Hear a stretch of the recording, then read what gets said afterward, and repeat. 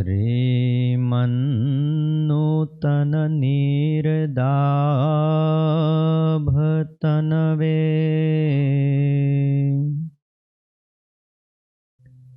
श्रीमाधुरी मूर्तये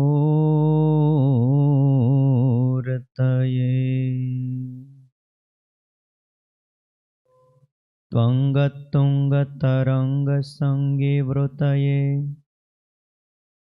संचत चलत वाससे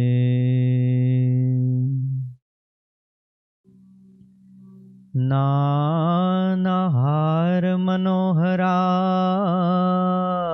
हरये यष्ट्यालसत पाणये तस्मै श्री गुरवे भवाय सहजानंदाय वंदामहे।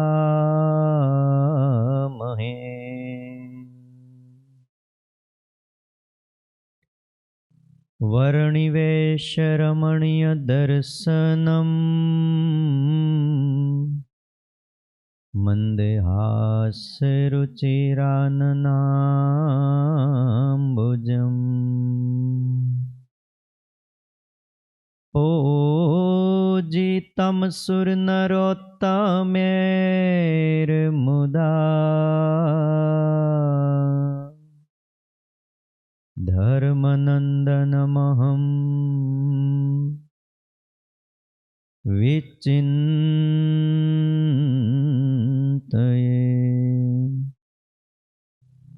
ॐ अवतारिणे श्री स्वामिनारायणाय नमो नमः। अक्षरधामाधिपतये महाराजाधिराजाय श्री हरिकृष्ण महाराजाय नमो नमः।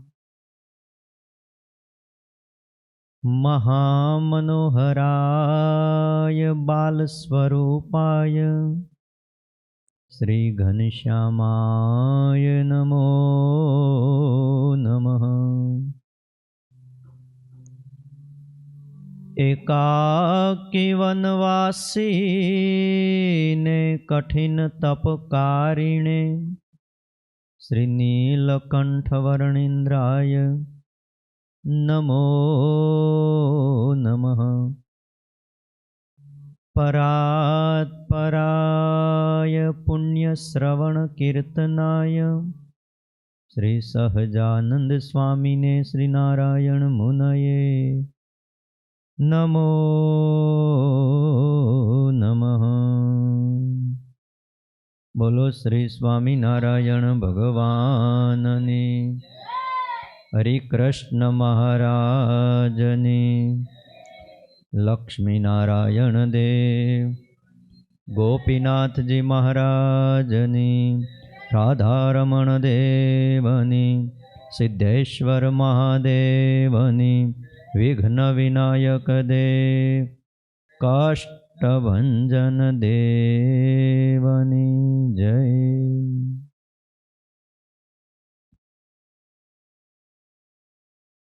दरेक भक्तों भाव थी जय स्वामीनारायण।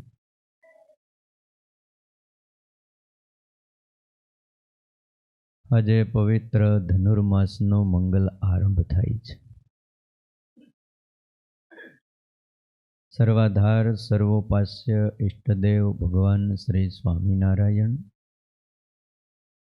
વાત્સલ્યમૂર્તિ પૂજ્યપાદ ગુરુજી અને આપ સૌ વહાલા ભક્તજનો,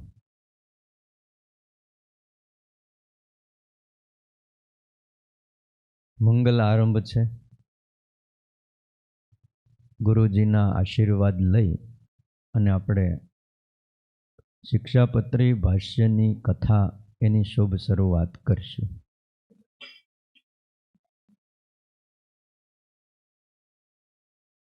દર વર્ષે 16 તારીખથી એટલે આજે તારીખ છે 16/12/2021 ગુરુવાર છે। 16 ડિસેમ્બરથી આરંભ કરી અને 14 જાન્યુઆરી સુધી સવારે 6:30 વાગ્યાથી 7:30 વાગ્યા સુધી કથા થશે। સ્વામિનારાયણ ભગવાને પોતાના હાથે લખેલી શિક્ષાપત્રી, આ શિક્ષાપત્રી ઉપર શતાનંદ સ્વામીએ ભાષ્ય લખ્યું છે. અદ્ભુત ભાષ્ય છે શિક્ષાપત્રી ઉપરનું, જેના 25 શ્લોક આપણે ગયા ધનુર્માસમાં શ્રવણ કરી ગયા. આજે 26મા શ્લોકથી જેની શરૂઆત આપણે કરવાની છે. એક એક શ્લોક મને તમને કંઈક નવી દિશા તરફ લઈ જાય એવા આ બધા શ્લોક છે. સમજ્યા જેવા શ્લોક છે, જીવનમાં ઉતાર્યા જેવા શ્લોક છે. યથાર્થ રૂપમાં તો આ શ્લોકને શતાનંદ સ્વામી, સુકાનંદ સ્વામી, આચાર્ય રઘુવીરજી મહારાજ, જેણે આ શિક્ષાપત્રી ઉપર ભાષ્ય લખ્યું છે.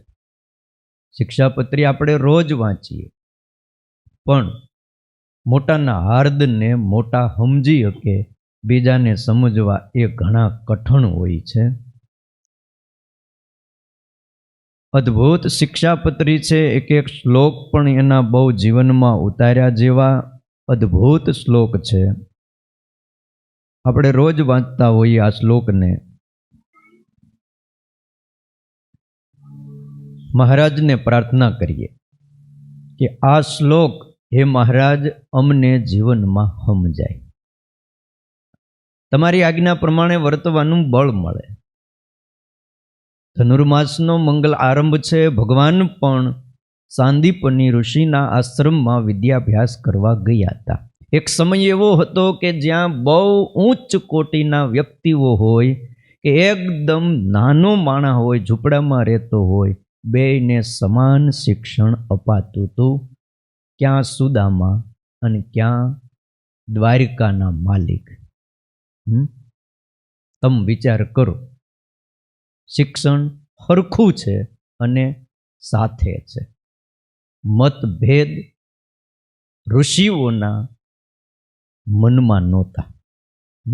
આજે જે બધું ઊભું કર્યું છે ને, એ પહેલાં નહોતું. આ ઊભું કરનાર રાજકારણ છે. સત્તા ટકાવવા માટે આ ઊંચ નીચના ભેદ એમણે પાડ્યા છે. કોઈ સાધુ સંતોએ, બ્રાહ્મણોએ, ઋષિઓએ આ ભેદ પાડ્યા નથી. ભેદ શાસ્ત્રમાં છે, પણ મનમાં કોઈને ઊંચ નીચના ભેદ નહોતા.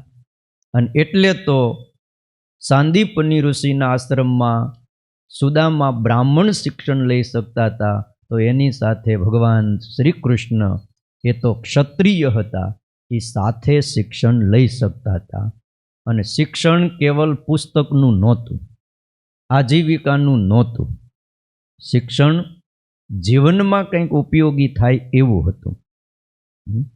કોઈ શસ્ત્ર વિદ્યા શીખતા હતા, કોઈ અસ્ત્ર વિદ્યા શીખતા હતા, તો કોઈ ગણિત, વિજ્ઞાન, આ બધું જ શિક્ષણ જે તે વખતે સાંદીપી ઋષિના આશ્રમમાં અપાતું હતું. ભલા ભક્તજનો, 26મો શ્લોક છે શિક્ષાપત્રીનો. સ્વપરદ્રોહ જનનમ સત્યમ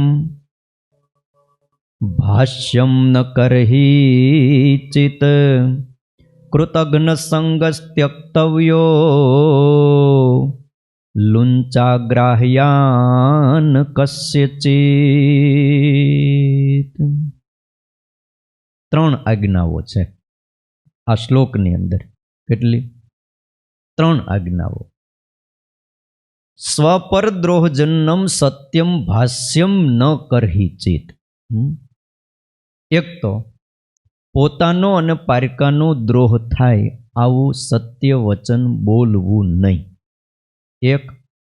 બીજી આજ્ઞા કૃતજ્ઞ સંગસ ત્યક્તવ્યો, કૃતજ્ઞના સંગનો ત્યાગ કરવો. ત્રીજી આજ્ઞા લુંચા ગ્રાહ્યા ન કસ્ય ચિત, કોઈની પણ લાંચ લેવી નહીં. લાંચ ન લેવી આ શ્રીજી મહારાજની આજ્ઞા છે. 3 વાત છે, પણ એને સમજવી અને જીવનમાં ઉતારવી એ આખો માર્ગ જુદો છે. શતાનંદ સ્વામી આ શ્લોકનો ભાવ એનું નિરૂપણ કરતા એમ કહે છે કે આપણા મનમાં એમ જ થાય કે મારે હંમેશા સાચું જ બોલવું છે. દરેકને એવું થાય. અને વેદ પણ એમ કહે છે સત્યમ વદ ધર્મમ ચર, સ્વાધ્યાયાત મા પ્રમદિતવ્યમ. અભ્યાસ કરવામાં કોઈએ પણ આળસ કરવી નહીં. આળસ કરે એને અભ્યાસ ન થાય. આ પણ એક પાઠશાળા છે. હવારમાં તમે જુઓ, અભ્યાસ વગર જીવનમાં જડતા આવી જાય.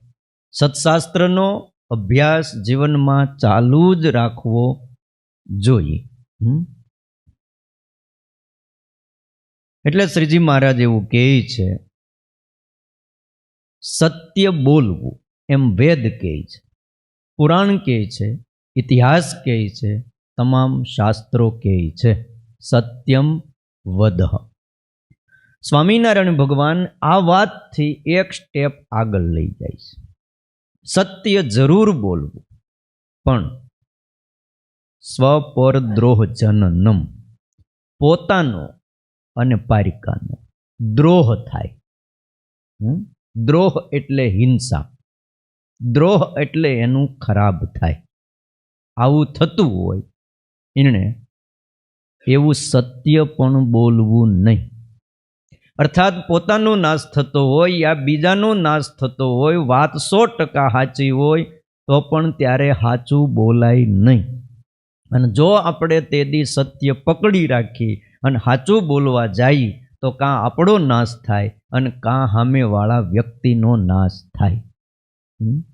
એટલે કહે છે માણસ એવું વિચારે કે મારે સાચું જ બોલવું છે, ક્યારેય ખોટું બોલવું નથી. છતાં પણ સાચું બોલવાથી જો પોતાનો બીજાનો નાશ થતો હોય, પીડા થતી હોય, તો એવું સાચું ક્યારેય બોલવું નહીં.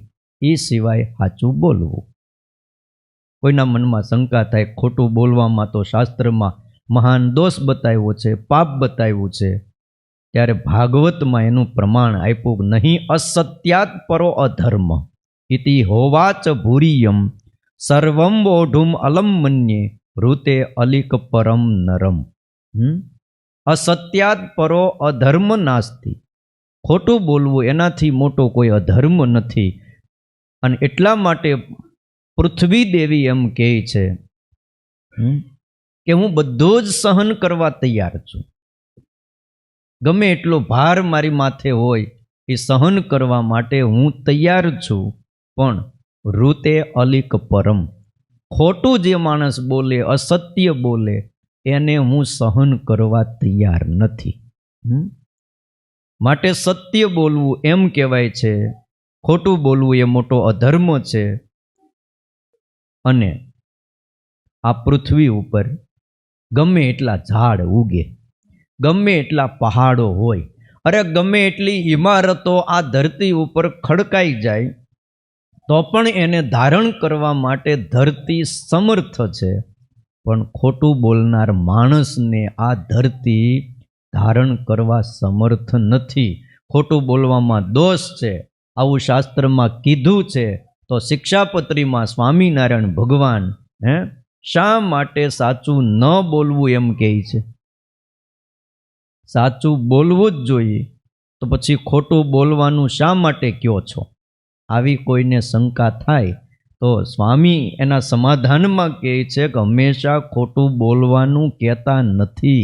જરાક વિચાર તો કરો. જેણે કરીને કરેલા દોષનો પ્રસંગ આવે, સ્વામી કે અભિપ્રાય અમારો એવો છે કે જે સમયે પ્રાણીઓનું મૃત્યુ થાય, એવો કોઈ આપતકાળ આવી પડે અને એ સમયે જો ખોટું બોલવાથી એ પ્રાણી બચી જતા હોય, એનો વધ થતો અટકી જતો હોય, એનું મૃત્યુ અટકી જતું હોય, તો ખોટું બોલીને પણ કોઈની પણ રક્ષા કરવી, આવો અભિપ્રાય છે. કાંઈ ભાઈ ખોટું બોલવાનું શિક્ષાપત્રીમાં લખાણું નથી. કેટલાક પ્રસંગોમાં વાલા ભક્તો સ્થૂળ રીતે અસત્ય બોલાય, એમાં વિશેષ હિત હોય. સ્થૂળ રીતે આમ ઉપરથી તમે જુઓ તો એમ લાગે કે માણસ ખોટું બોલ્યો, પણ એમાં બીજાનું હિત હોય છે.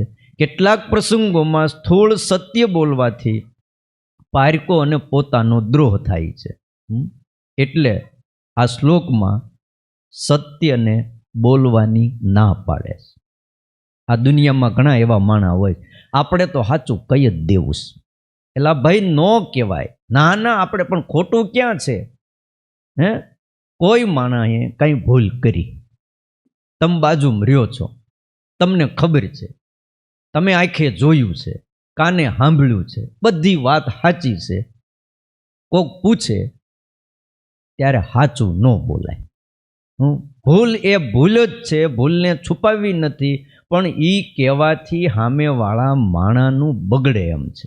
એક તો ભૂલ કરી છે અને એમાંથી તમે પાછા ઉપર ઓલો કેમ અગ્નિ બળતો હોય ને એમાં તમે ઘી નાખો, દાજ્યા હોય ને એમાં તમે ડામ દો, ત્યારે એમ કહેવાય કે ભાઈ હું બહારગામ હતો. ઓલા બે જણા બાંધતા હતા, હામ આવી ગયા હતા, બોલ આ સૂર્ય છે કે ચંદ્ર? બોલો કે ચંદ્ર છે. અરે પણ અત્યારે થોડો ચંદ્ર હોય, સૂર્ય છે. ના ના, ચંદ્રમાં છે. બે બાંધ્યા બથો બેઠ, એમાં ત્રીજો નીકળ્યો. એ કે આ શું છે? એને પેલા જોયું કે આ શું છે, ધમાલ હેની છે? તો એક કે સૂર્ય છે ને એક કે ચંદ્ર છે. એટલે ભાઈ હવે તમે નક્કી કરો કે આ સૂર્ય છે કે ચંદ્ર? તો કે હું બહાર ગામથી આવું છું, મને ખબર નથી. તો તમે હાલતા થાવ કે વચલો રસ્તો કાઢવો પડે. ખબર છે કે જો સૂર્ય કહીશ ને તો આ ચંદ્રવાળો ઢીબી નાખશે, અને ચંદ્ર બોલીશ તો આ સૂર્યવાળો મારશે. એના કરતાં ભાઈ હું બહાર ગામથી આવું એટલે અમારા ગામમાં છે ને ખબર નથી હું ઉગેશ. એમ ઘણીવાર એવું કરવું પડે. પોતાનો ને પારકાનો દ્રોહ કરાવે. વાસ્તવિક જણાતું હોય એવું જે ખરેખર સાચું હોય એવું સત્ય ન બોલવું. સત્ય ન બોલવું એની આગળ બે વાક્ય લાગ્યા છે. પોતાનો અને પારકાનો દ્રોહ થાય એવું સત્ય ન બોલવું, એને તજી દેવું. પોતાનો અને પારકાનો દ્રોહ થાય એવું સત્ય યથાર્થ જોયેલું હોય, જાણેલું હોય તોય વચન બોલવું નહીં. શાસ્ત્રની અંદર શતપથ બ્રાહ્મણ ગ્રંથ છે, એમાં સત્યની બહુ પ્રશંસા કરી છે. જેમ કે પ્રજ્વલિત અગ્નિમાં પડેલું ઘી, એક તો અગ્નિ પ્રજ્વલિત છે ને એમાં પાછું ઘી પડે તો એકદમ પ્રજ્વલિત થાય, કહેતા એકદમ ઉત્તેજિત થઈ જાય અગ્નિ. એમ પુરુષ એકવાર સત્ય બોલે તો એના તેજને સત્ય બોલવાથી વધારી દે છે. એકવાર સત્ય બોલે એનું તેજ વધી જાય છે, અને એકવાર અસત્ય બોલે તો એનું તેજ ઘટી જાય છે. કયો માટે ભગવાનના ભક્તોએ સત્ય બોલવું, ખોટું ક્યારે બોલવું નહીં. આપણે કથા છે યુધિષ્ઠિર રાજા, એનો રથ એમ કહેવાય છે કે ધરતીથી ફૂટ અધ્ધર હાલતો હતો. બોલો, 4 ફૂટ કે એમ અધ્ધર રથ ધરતીથી ઊંચો હાલતો, વેત અધ્ધર હાલતો રથ. એટલે એને કોઈ દિવસ રોદા આવવાનો પ્રશ્ન જ નહોતો. ધરતી ઉપર એનો રથ જ નહોતો હાલતો. ધરતીથી અધ્ધર રથ હાલે. પણ એમ કહેવાય છે કે એકવાર અસત્ય બોલ્યા, રથ ધરતી ઉપર આવી ગયો. આટલો સત્યનો મહિમા છે. તો સ્વામિનારાયણ ભગવાન શું કામ કહે છે કે સત્ય બોલવું નહીં? પોતાનો ને પારકાનો દ્રોહ થાય એવું સત્ય ન બોલવું. યુધિષ્ઠિર જો જેમ કીધું એટલું જ બોલ્યા હોત ને તો એને વાંધો નહોતો, એમાં ઘણાનો દ્રોહ થતો હતો. દ્રોણાચાર્ય હેઠા ન બેહે તો સેના સાફ થઈ જાય એમ હતી, અને એટલા માટે એ પ્રસંગે બોલવું પડે એમ જ હતું. પાંડવોનો સંહાર થઈ જાય એટલે બોલ્યા વગર ચાલે એમ નહોતું. સમજ્યા? પણ યુધિષ્ઠિરે આપ ડાપણ કર્યું. દ્વારકાધીશે ભગવાન શ્રી કૃષ્ણ નારાયણે કીધું, ભીમને કીધું, ભીમ આટલું કર કામ, અશ્વસ્થામાને તું મારી નાખ. એ વાત સત્ય હતી કે નહોતી? સત્ય હતી. અશ્વસ્થામા મરાણો. પછી એ હાથી હોય કે માણા હોય, એ ચોક કરવાની વાત પછી હતી. અસ્વસ્થામાં મરાણો એટલે ભીમ એરાડે રાડ નાખી, અસ્વસ્થામાં મરાણો, અસ્વસ્થામાં મરાણો, અસ્વસ્થામાં હત, અસ્વસ્થામાં હત. દ્રોણાચાર્યને નિયમ હતો છોકરો મરી જાય પછી હથિયાર ધારણ કરવા નહીં, હથિયાર હેઠા મૂકી દેવા. અને આ દ્રોણાચાર્ય એવા વરદાન લઈને બેઠા હતા કે જ્યાં સુધી એના હાથમાં હથિયાર હોય ત્યારે દુનિયાનો કોઈ પણ કાળા માથાનો માનવી એને મારી ન શકે. હવે આવું વરદાન, જ્યાં લગી હાથમાં આમ ધનુષ લઈને ઊભા હોય કોઈ એને મારી ન શકે. હવે આને મારવા કેમ? પણ હામે કહેવાય ને, ગમે એવો કાળા માથાનો માનવી હોય પણ ભગવાનની પાસે એના મૃત્યુની કડી હોય ને હોય. હિરણાક્ષ, હિરણ્યકશિપુ, આ બધા કેટલા વરદાન લઈને બેઠા હતા. બોલો, આપણે જાણીએ છીએ ને હિરણ્યકશિપુએ કેટલા વરદાન માંગ્યા હતા. દિવસે ન મરું, રાતે ન મરું, આકાશમાં ન મરું, પાતાળમાં ન મરું, ને ઘરમાંય ન મરું, બારે ન મરું, માણાથી ન મરું, પશુથી ન મરું, દેવથી ન મરું. બોલો, તે બધાય વરદાન સાચા રાખીને માર્યા. અસ્ત્રથી ન મરું, શસ્ત્રથી ન મરું, અને કોઈ મંત્રથી ન મરું. શું કીધું? એક એક વરદાન સાચા રાખ્યા ને કહી દીધું, બોલ હું માણસ છું પશુ. હામું જોઈને કે આમાં કેવું હું તમને, અહીંથી શરીર બધું માણાનું, ઉપર મોઢું સિંહનું, પછી નખ બતાવે. બોલ, આને લીલા કહેવાય, ખૂકા કહેવાય, અસ્ત્ર કહેવાય કે શસ્ત્ર? આને શું કહેવું? પણ આ થોડું કઈ તલવાર છે. અને બોલ, દિવસ છે કે રાત? તો કે સંધ્યા છે. ઘરમાં ચોક બહાર ઉમરામ બેઠા, અડધો ઘરમાં રાખ્યો અને અડધો બહાર રાખ્યો. હું કેવું? હવે બોલ, આકાશમાં ચોક પાતાળમાં, ધરતી ઉપર એ ન મરો આમ બોલતો હતો. બોલ, ક્યાં છો? તો તમારા ખોળામાં. હવે બધું પાકું છે ને? તે લિસ્ટ કર્યું તું એ બતાવી દે, આમાં કાંઈ બાકી છે? અને આતરડા ખેંચી લીધા. બોલો, નખ એવા હતા ને આમ ખૂતાડી દીધા, પેટમાંથી આતર બારી કાઢી નાખ્યા. રેવા દે. જો, એટલે પરમાત્મા ગમે એટલા તમે વરદાન લઈને બેઠા હો પણ એ રેવા દે નહીં. યુધિષ્ઠિરને કીધું કે તું આટલું બોલ. ભીમ બોલ્યો ને એટલે દ્રોણાચાર્યને થયું કે આ કોઈ દી હાચું સઠ્ઠીમાંય રેડ્યો નહોતો. આ ભીમ હાચું ન બોલે. પણ યુધિષ્ઠિર કહે તો વાત સત્ય માનું, એટલે તરત જ તાબડતોબ હોય. એ તો ભાઈ ધમાચકડી બોલતી હોય યુદ્ધમાં, અને ત્યાં જઈને તાત્કાલિક મેસેજ આપવાનો. એટલે કીધું તમે આટલું બોલો, અસ્વસ્થામાં મરાણો છે. તો કે હું જિંદગીમાં ખોટું બોલ્યો નથી, પણ બધી વાત સાચી. આટલું બોલો, અને એટલું બોલવું પડે તમારે. ન બોલો તો સેના સાફ થઈ જાય, પાંડવોમાંથી કોઈ નહીં બચે. આજ દ્રોણાચાર્ય કોપાયમાન થયા છે. એટલું બોલો. બહુ સમજાવ્યા. તો સારું બોલીશ, આટલું જ બોલજો, અસ્વસ્થામાં મરાણો. અને પછી ભીમને કીધું તું એટલું બોલે, અસ્વસ્થામાં હતો, એટલે તમે છે ને યુદ્ધનો ઢોલ ઓલો નગારું માંડજો વગાડવા જોર જોરથી, કારણ કે યુધિષ્ઠિર છે ને એને બાયફા વગર રહેવા હે નહીં. અને પછી અસ્વસ્થામાં હતો આટલું જ્યાં બોલ્યા ત્યાં ભીમે ઢોલ વગાડવાનું ચાલુ કર્યા. પણ પાછળથી હળવેકથી બોલ્યા, નરો વા કુંજરો. નર મરાણો કે મનુષ્ય મરાણો, અલા મનુષ્ય કે પશુ મરાણો એની મને ખબર નથી. હવે આ નહોત બોલવાનું. ભગવાને કેટલું કીધું હતું? આટલું બોલો. આ રથ હેઠે એટલે આવ્યો, ખોટું બોલવાથી નહીં, પણ જે પરમાત્મા એ કીધું તું એના ઉપર જે વધારે કર્યું ને એ ભોગવવાનું. ઘણી વાર એવું થાય. ઓલા ગુરુએ કીધું કે વાંકમાં આવ્યો હોય છે શિષ્ય, રાજવી હતો, એ કે આને વાહામાં 2 ચાબુક મારો. કે ઓલા 2 ને બદલે 3 ઠોક્યા, 1 વધારે માર્યું.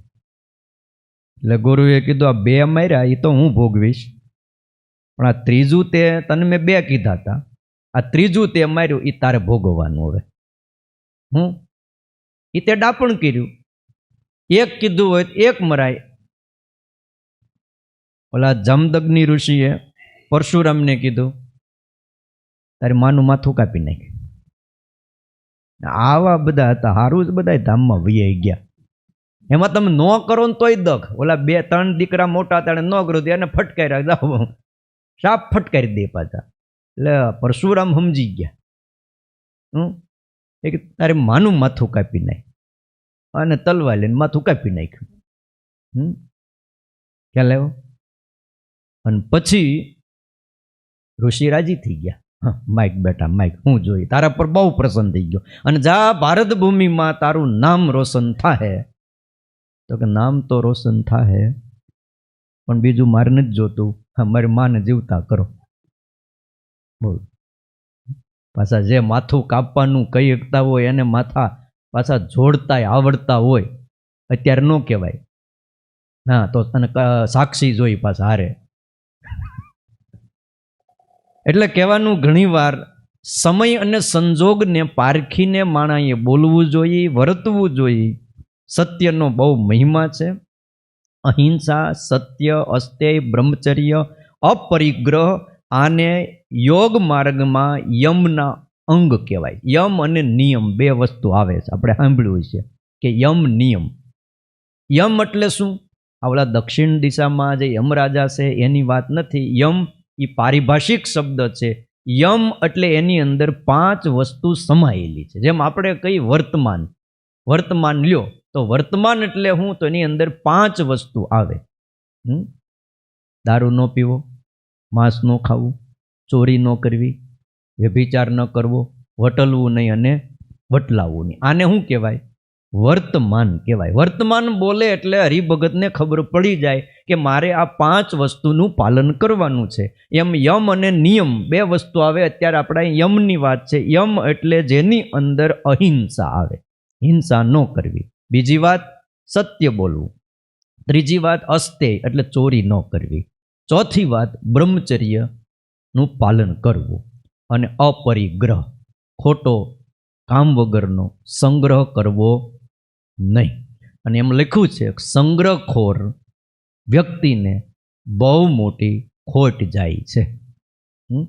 કામ વગર કોઈ પણ વસ્તુ તમે હંગરો ને એટલે એ ગંજ આવ્યા વગર રહે નહીં. એટલે ખોટો સંગ્રહ કરવો નહીં. આ 5ને યમ ગણાય છે. અને એમ લખ્યું છે કે આ જે યમ એ જાતિ, દેશ, કાળ અને સમયની સીમામાં એને બાંધી નથી હકાતા, કે આ જાતિના વ્યક્તિએ જ આ 5 વસ્તુ પાળવાની, આ દેશમાં હોય તો જ પાળવાની, પરદેશમાં નહીં પાળવાની, આ કાળમાં, અત્યારે કાળ એવો ભયંકર છે આ ન પળાય, એવું નહીં. એટલે કોઈ પણ જાતિ, દેશ, કાળ કે સમય અને એની સીમામાં આ 5ને બાંધી હકાય નહીં. ગમે એવો સમય હોય, ગમે એવો કાળ હોય, દેશ હોય, પણ આ 5 પાળવાના, પાળવાના, પાળવાના. આને મહાવ્રત કહેવાય છે. તો સત્યની કોઈ દેશ, કાળ, સમયની સીમાથી માપણી થઈ શકતી નથી. આમ છતાં જે વસ્તુ કે કોઈ ઘટનાને જેમ જોઈ હોય એમ જણાવી દેવું એટલું જ સત્ય નથી. સમજ્યા? કોઈ પણ ઘટનાને જેમ છે એમ જણાવી જ દેવી એટલે એ સાચું ન કહેવાય. પણ પ્રત્યેકમાં કોઈ પણ પ્રાણી હોય, કોઈ પણ વ્યક્તિ હોય, એને જો ઘણું નુકસાન જતું હોય કે કોઈનો વિનાશ થતો હોય, એવું હોય તો એ સત્ય કહેવાતું નથી.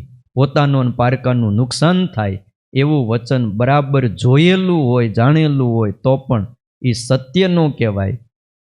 એ સત્યનો ખાલી આભાસ માત્ર છે.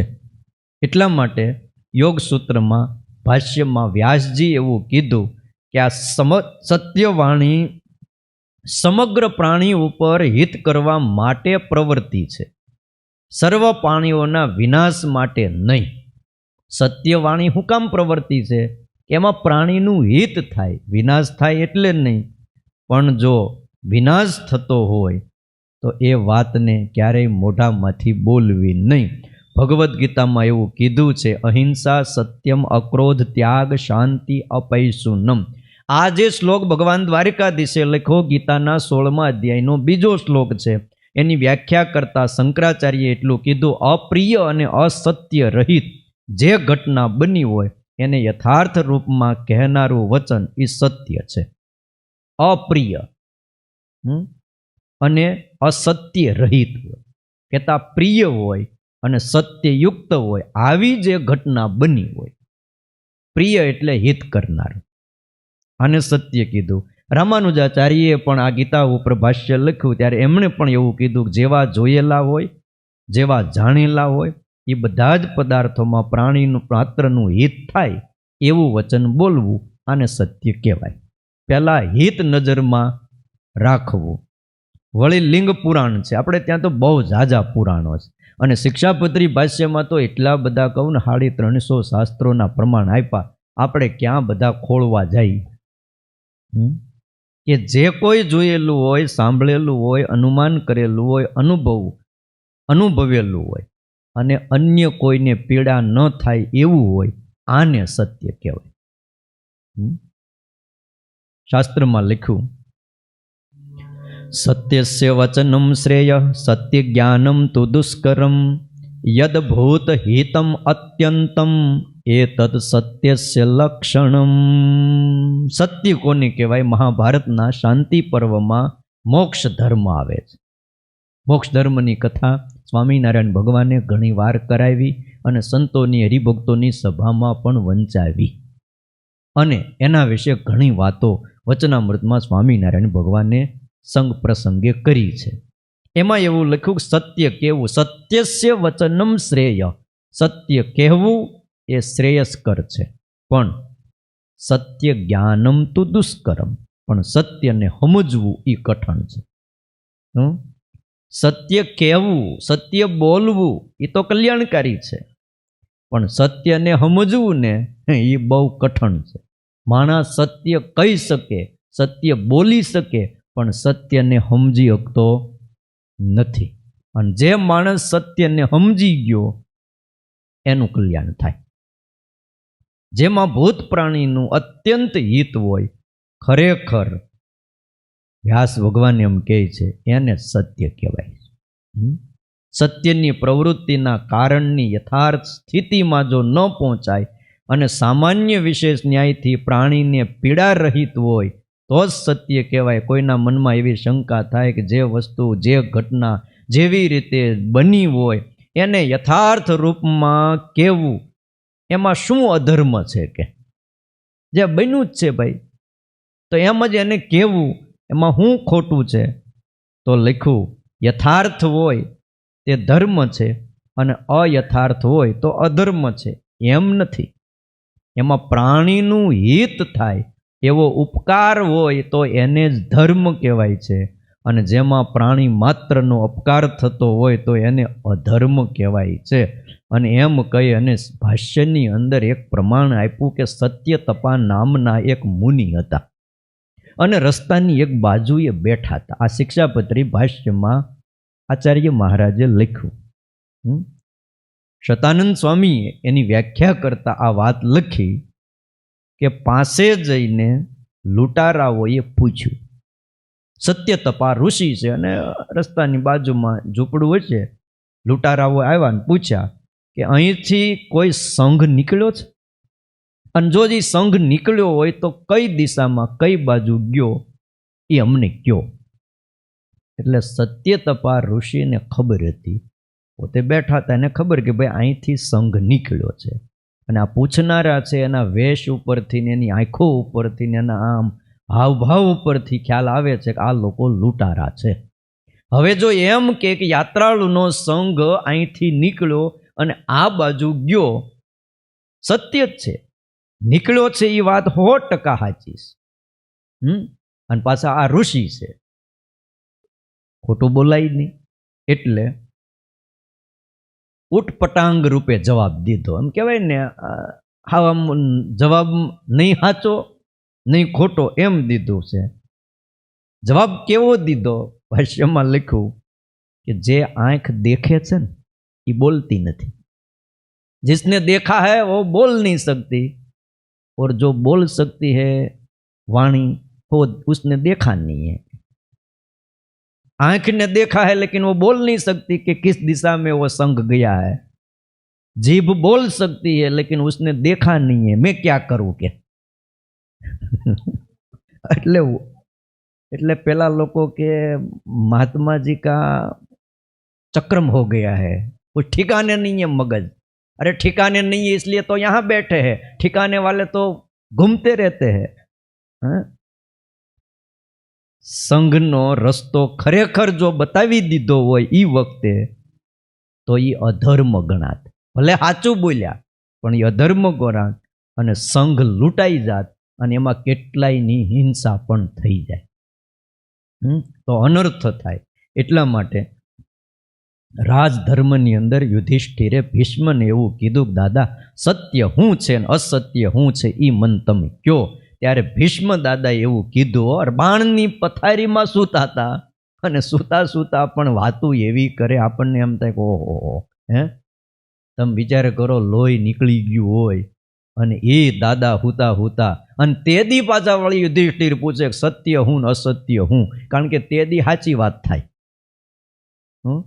હા, ત્યારે કીધું ધર્મનું વચન તો પ્રાણીઓના કલ્યાણ માટે છે રાજા. જેનાથી અભ્યુદય થાય, નિશ્રેય સિદ્ધ થાય એ નિશ્ચિત ધર્મ છે. યતોભ્યુદય નિશ્રેય સસિદ્ધિ સધર્મ. સત્યને ધારણ કરે માટે ધર્મ કહેવાય. આવી રીતે કીધું ને પ્રાણીઓની હિંસા ન થાય એટલા માટે ધર્મનો ઉપદેશ છે અને એટલા માટે બધી વાતો લખી. જો અન્યાયથી કોઈ ધનિકનું ધન લૂંટી લેવા ચાહતા હોય અને લૂંટારાઓને એનો માર્ગ ન બતાવે એ જ નિશ્ચય ધર્મ છે.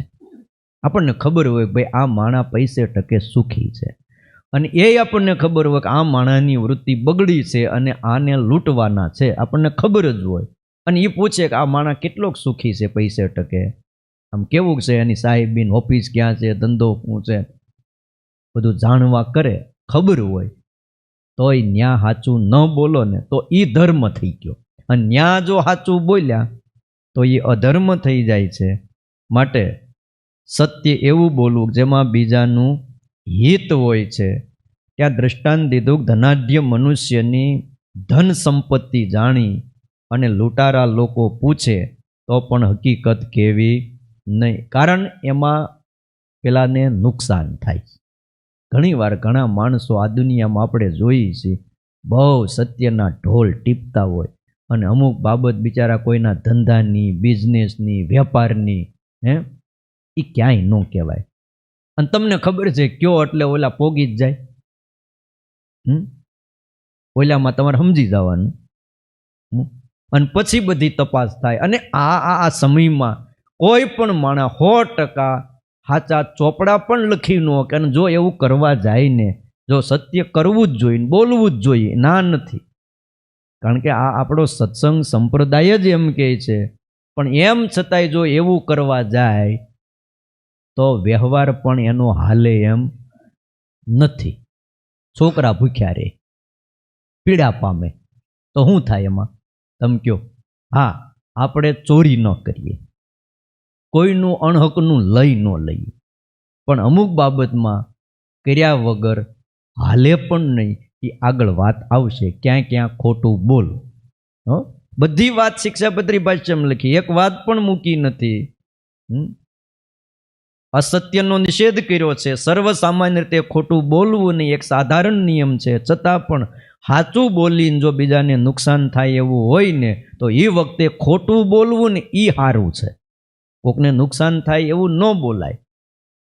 ઘણીવાર આ લોકો આવે ને દરેડો પાડે ને તો આજુબાજુ પહેલાં તપાસ કરી જાય, ત્યાં પૂછી જાય, બધું જાણી જાય. તો આપણને ખબર હોય ને તોય કહેવાય ભાઈ મને બહુ ખબર નથી, હું તો હમણાં રહેવા આવ્યો કંઈ, અથવા હું સવારે ઓફિસે વહી જાઉં, સાંજે ઘરે આવું, મને કાંઈ બાજુવાળાની ખબર નથી કે શું બિઝનેસ કરે ને શું ધંધો કરે. પણ ઈર્ષા એવી વસ્તુ છે ને, અદેખાય એવી છે ને, આ દુનિયામાં દેખાય. અમુક માણસને કરોડોનું નુકસાન વયું જાય અને આને કાંઈ ન હોય. બોલો સામેથી કઈ આવે? તમે જરા કાંઈ મુલાકાત લેજો ને. ના પાડી શિક્ષાપત્રીમાં, કારણ કે એનાથી ધનિક લોકોને સત્ય હકીકત કહેવાથી નુકસાન થાય છે. એટલે આ વાત ન બોલવી. એટલે લખ્યું સ્વપરદ્રોહ જનનમ, પોતાનો પારકાનો દ્રોહ થાય એવું સત્ય વચન બોલવું નહીં. બીજી વાત લખી કે જે માણસ જાણતો હોય છતાંય સાક્ષી પૂરતો નથી તો તે નરાધમ કહેવાય, અને પાપથી અને દંડથી એ કૂટ સાક્ષીને સમાન છે, એમ યાજ્ઞવલ્ક સ્મૃતિમાં લખ્યું. ખોટી સાક્ષી ઊભી કરનારને અને ખોટા સાક્ષીઓને વિવાદથી બમણો દંડ અલગ અલગ કરવો, એમ લખ્યું. ખોટી કોઈ સાક્ષી પૂરે કે ભાઈ સાક્ષીઓનો વિવાદ અંદર ઊભો કરે તો એને દંડ બમણો દેવો. ચોર હોય, ગુનેગાર હોય ને જો દંડ થાય તો એમાં લોકનો ઉપકાર ગણાય. ત્યાં ઉપકાર ગણાય છે. અને ગુનેગારને પીડા કરનારું વચન હોય, પણ લોક અને સમાજને જો ઉપકાર કરનારું હોય તો બીજાને નુકસાન કરનારું ન ગણાય. એ પણ જોવું છે. ત્યાં પછી સાચું જ બોલવું પડે. આપણને ખબર છે કે ભાઈ આવડો આ રોજ રાતે આવીને સોસાયટીમાં કોકના ને કોકના હોન્ડા ઉપાડી જ જાય છે, કોકની કોઈક સાયકલો ઉપાડી જ જાય ને ખબર જ છે, તો ત્યાં ભલે એનો દ્રોહ થતો, પણ ત્યાં પાછું આ શ્લોકને અડાડાય નહીં. ત્યાં કહી જ દેવાય ભાઈ આ વસ્તુ છે જ, તો એનાથી બીજાને નુકસાન થતું અટકી જાય. જો કે આપણી અર્થ વ્યવસ્થાને ખબર જ હોય છે, પણ એ લોકો આજ્ઞા પાળે. બિચારા ચોરને નુકસાન થાય ને આપણે સાચું બોલાય. બાકી નથી ખબર ખાખી કપડાવાળાને કે કોણ કોણ ચોરી કરે છે ને કોણ કોણ પીવે છે ને કોણ કોણ ન કરવાના બધા ધંધા કરે છે. બોલો, સેટિંગ હોય જ ને બધું. હું એમ કહું કરોડોનો જે અમુક વસ્તુ હોય છે, ચરસ હોય, ગાંજો હોય, બીજી ત્રીજી કેફી વસ્તુ છે, અમુક અસ્ત્ર શસ્ત્ર છે કે જે દેશની અંદર લવાતા નથી કોઈ દેશમાં, પણ છતાંય જો કરોડો રૂપિયાનું ચરસ, ગાંજો અને બીજા હથિયારો દેશની અંદર પ્રવેશ કરી જાય છે, એમનું બી આવે કયો? અરે ભાઈ આ દેશની સુરક્ષા એવી છે કે હવા પણ પૂછ્યા વગર દેશમાં પ્રવેશ ન કરી શકે. પવનને આવવું હોય ને તો એને મંજૂરી લેવી પડે. ભાઈ અમે આવી ભારત દેશમાં, એ હવાઈ ન આવી શકતી હોય તો આટલું બધું ક્યાંથી આવે? પણ ઉપરથી ઠેઠથી શું હોય? સેટિંગ હોય. પણ એ વખતે સાચું ભાઈ કહેવું પડે, એમાં અનેકનું હિત સમાયેલું છે. વાત લખી કે ગંગા નદીના કાંઠે આ મહાભારતના શાંતિ પર્વની વાત છે, તમે સાંભળજો. કોઈ એક નાગણીએ હજારો ઈંડાઓને રાખી મૂક્યા. નાગણ ઈંડા મૂકે ને એક બે ન મૂકે, હજારોની સંખ્યામાં એમ કહેવાય છે. 100 એટલે એ વખતનો આંકડો બહુ જાજો, પણ ત્યાં માપ ન રહે. જેવી નાગણ એટલા ઈંડા મૂકે. એટલે હજારોની સંખ્યામાં ઈંડાને નાગણે રાખી મૂક્યા હતા. હવે એ સમયે એક ઘુવડ, એનું નામ હતું કૌશિક નામનો ઘુવડ, રાતે આવ્યો. ઘુવડને રાતે દેખાય, દિવસે દેખાય નહીં. ઈંડા મૂક્યા એ રાતે જોઈ ગયો કે અહીંયા હંતાડીને રાખ્યા છે, અને ઘુવડે આવીને બધાય ઈંડાઓને ફોડી નાશ કરી નાખ્યો. હજારો ઈંડાઓનો નાશ કર્યો. અને એમ કહેવાય છે કે એ ઘુવડ મહાન પુણ્યનો ભાગીદાર થયો. હજારો ઈંડા ફોડ નાખ્યા અને પુણ્યનો ભાગીદાર થયો. હવે આને કેમ સમજવું તમે કહો? ત્યારે લખ્યું કે જો ન ફોડ્યા હોત તો એમાંથી હજારો ઝેરીલા સાપ એની વૃદ્ધિ થાત, અને ઝેરીલા સાપ જો વૃદ્ધિ પામત તો કેટલાય લોકોનો એમાંથી નાશ થાત. એટલે વ્યાસ ભગવાને એવું લખ્યું કે એ ઈંડા ફોડ્યા એમાં પ્રાણીનું હિત હતું. એટલે સત્ય અને અસત્યની વ્યાખ્યાના પ્રકરણમાં લખ્યું કે ગંગાના કિનારે રહેતા એક ઘુવડની જેમ હિંસા કરીને પણ મહાન પુણ્યની પ્રાપ્તિ થાય છે. લ્યો, હિંસા ન કરવી એમાં પુણ્ય છે જ, પણ આ તો હિંસા કરીને પુણ્યની પ્રાપ્તિ થઈ છે, કારણ કે એમાં પ્રાણીનું હિત હતું. જે આપણે વાત કીધી હમણાં કે દ્રોણાચાર્યનો પરાજય કર્યો ત્યારે ભગવાન શ્રી કૃષ્ણ નારાયણે જ એવું કીધું, બોલો અસ્વસ્થામાં હણાણો છે. હવે આ પ્રસંગ મહાભારતનો છે, એમાં ભૂત પ્રાણીનું હિત હતું. બીજી વાત કે ભગવાનના માતા પિતા વસુદેવ અને દેવકી, એ તો આખી જિંદગી સાચું બોલ્યા હતા. અને જે વખતે વસુદેવ અને દેવકીના લગ્ન થયા કથા આપણે જાણીએ છીએ કે કંસ એ વખતે દેવકીનો રથ હાંકવા બેઠો. અને સ્વાર્થી માણા જે દી રથ હાંકે ને તે સમજો આમાં સુખ ન થાય. આ કોઈ દી કોઈનો રથ હાંકવા બેહે નહીં, કારણ કે આ તો ભાઈ મથુરાનો રાજવી છે. પણ આકાશવાણી એવું કીધું તું કે તને તારા મૃત્યુના સમાચાર તે દી મળશે કે જે દી તારી બેનના લગ્ન થાય ને એનો વિદાયનો સમય આવે ને તો એ જરાક ધ્યાન રાખજે, આકાશવાણી થાય. ત્યાં લગ્ન બધા પતી ગયા ને વિદાયનો સમય પણ કાંઈ આકાશમાંથી અવાજ સંભળાનો નહીં. એટલે ત્યો મને હારવાર જવા દે, એટલે રથ હાંકવા બેઠો. અને એ થોડોક રથ બહાર નીકળ્યો ત્યાં આકાશવાણી થઈ કે જેનો રથ હાંકશો ને એનો 8મો તારો નાશ કરશે. અને તરત હેઠો ઉતરી ગયો, તલવાર ખેંચાઈ ગઈ, દેવકીનો ચોટલો જાળીને ગળે તલવાર અડાડી દીધી. ત્યાં વસુદેવે સમય પારખીને કહી દીધું, ઊભો રહ્યો, મારતો નહીં. કેમ? તો તારી બેન છે, લગ્ન જેવો પર્વનો દિવસ છે. અને આવા પ્રસંગમાં તારા જેવો સુરવીર, તારા જેવો યોદ્ધો અને હગી બેનને મારે? કે મારે આ ધરતી ઉપર અમર રહેવું છે. એનો 8મો જો મને મારે, મેં વિચાર કર્યો છે કે મૂળ જ ન હોય પછી ઝાડવા ને પાંદડા ને ડાળા ને આ બધું ક્યાંથી થાય, એટલે મૂળિયું જ કાપી નાખું. તો કે એમ કરીને તને 8માનો ભય છે ને, જા પ્રતિજ્ઞા લઉં છું. જો સાચું ત્યારે કેવું જ પડે, પ્રતિજ્ઞા લઉં છું એનો 8મો નહીં, પણ જે જન્મશે ને તને આપી દઈશ. પછી તો વાંધો નહીં, તો એ પાછો વળ્યો. હવે એ વખતે એમ કહેવાય કે તાર થાય એ એટલે નથી દેવું, લે તો શું થાય? સમય પારખી ગયા ને તને દઈ દઈશ. અને જો આ પ્રતિજ્ઞા કરીએ, વસુદેવ કોઈ દી ખોટું બોલે નહીં, કોઈ દી ના બોલે, કારણ કે ભગવાનના બાપ છે. પણ એક એક દીકરાને દીધા ને 8માનો નંબર આવ્યો. કથા આપણે બધાય જાણીએ છીએ. સાચું બોલનારાને પણ શું કરવું પડ્યું? શું કામ? કે એમાં દ્રોહ થાય એમ હતો. 8માને રાતે મૂકી આવ્યા ગોકુળમાં, ત્યાંથી નંદ બાબાની દીકરી લઈ આવ્યા. દરવાજા બધા બંધ થઈ ગયા. દેવકીને ખોળામાં દીકરી દીધી. દીકરી રોવા માંડી. એ તો માયા હતી, જગદંબા હતી. અને આ બાજુ કંસને સમાચાર મળ્યા, દોડતો આવ્યો. અને આવીને પહેલો જ પ્રશ્ન કંસે એ જ પૂછ્યો કે તારો 8મો ક્યાં છે?